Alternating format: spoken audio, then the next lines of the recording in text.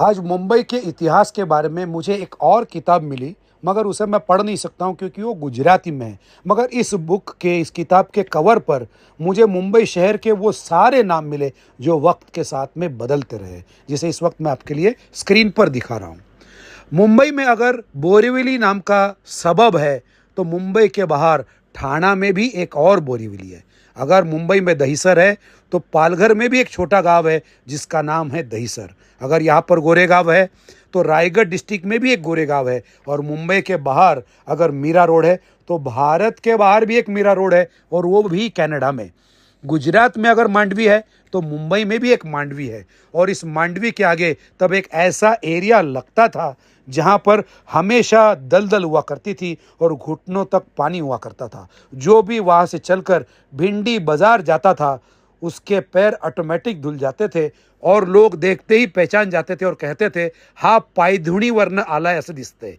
इस पायधुणी एरिया को ड्राई करने के लिए अंग्रेज़ों ने एक अंडरग्राउंड नाला खोदा और यहाँ का सारा पानी वर्ली के समंदर में ड्रेन किया। ये नाला, जिसे मराठी में नळ कहते हैं, ये भिंडी बाजार के नीचे से जाता है। इसीलिए भिंडी बाजार को बाद में लोग नळ बाजार भी कहने लगे। मुंबई में जहाँ जो उगता था या जहाँ जो होता था, उसके वजह से एरिया के नाम पड़ने लगे। जहाँ पर सिर्फ खेती थी, वो एरिया बन गया खेतवाड़ी। जहाँ पर बैंगन उगते थे, वो बन गया बैंगनवाड़ी। इमली के पेड़ जहाँ पर थे, वहाँ का बंदरगाह बन गया छिंस बंदर। जहाँ पर रंगों का मार्केट था, वो बन गया गुलालवाड़ी। चंदन जहाँ पर अच्छा मिलता था, वो बन गई चंदनवाड़ी। और फणस यानी कटहल जहाँ पर उगते थे, वो बन गई फणसवाड़ी। ज्या आळीमध्ये खूप वडाची झाडं होती, ती झाली वडाची आळी, जिसे आज हम लोग वडाला के नाम से जानते हैं। गिरी यानी पहाड़, ग्राम यानी गांव। गिरी ग्राम बाद में बन गया गिरगांव। इस गिरगांव में जो लोग गौ पालन करते थे, उस एरिया का नाम हो गया गायवाड़ी। और ये गाय जिस टैंक में पानी पीने जाती थी, उस टैंक का नाम हुआ गोवालिया टैंक। ये गाय और बाकी के जानवर जहां पर चरते थे, उस जगह का नाम हो गया चरनी रोड। एक पहाड़ पर बहुत सारे बबूल की झाड़ियां थी, जहां पर बना एक शिव मंदिर। इस शिव मंदिर का नाम रखा गया बाबुलनाथ, जिसे 13th सेंचुरी में बनाया राजा बिंबदेव ने। इस राजा ने मुंबई में अपनी राजधानी बनाई महिकावती में, जिसे आज हम लोग माहिम के नाम से जानते हैं। माहिम में आज एक फोर्ट भी है।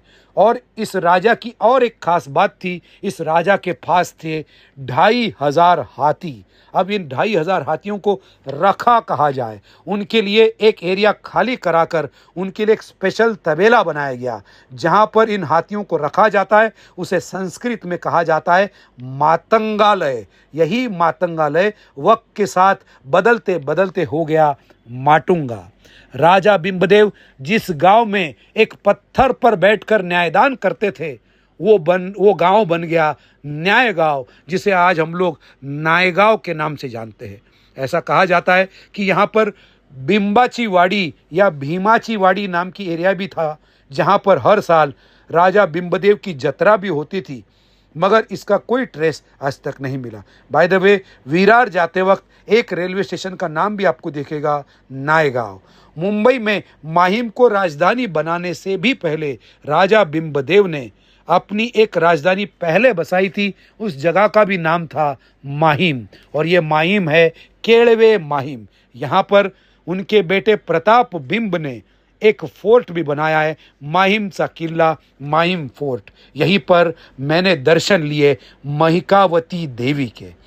अगर आप भी ऐसे किसी जगह के बारे में जानते हैं जिसका नाम मुंबई के किसी एरिया से मेल खाता है, तो कमेंट में ज़रूर लिखना।